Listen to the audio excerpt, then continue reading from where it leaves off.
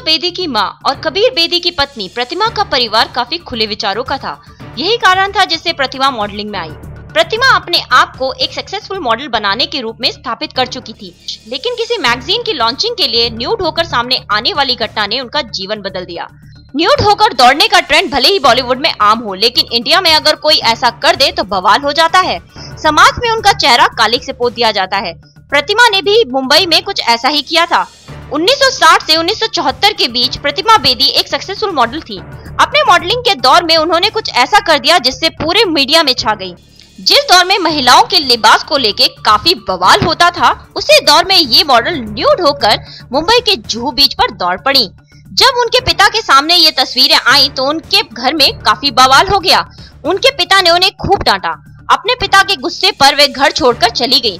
1978 के दौर में उन्होंने कबीर बेदी से शादी कर ली। इस शादी के बाद उनके 2 बच्चे हुए, पूजा और सिद्धार्थ।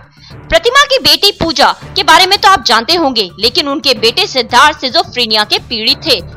जुलाई 1997 में पढ़ाई के दौरान ही उन्होंने आत्महत्या कर ली थी। बेटे की मौत ने प्रतिमा को अंदर तक हिला दिया था। 1998 में उन्होंने नृत्य से संन्यास लिया और अपना नाम भी बदलकर प्रतिमा गौरी रख लिया। संन्यास के बाद वो हिमालय में घूमने के लिए निकल गयी। 1997 में अखबार को दिए इंटरव्यू में उन्होंने बताया कि अब उनकी जिंदगी हिमालय के पहाड़ों में गुजरेगी। कुछ महीनों बाद ही अगस्त में मानसरोवर यात्रा के दौरान भूस्खलन में दबकर उनकी मौत हो गई।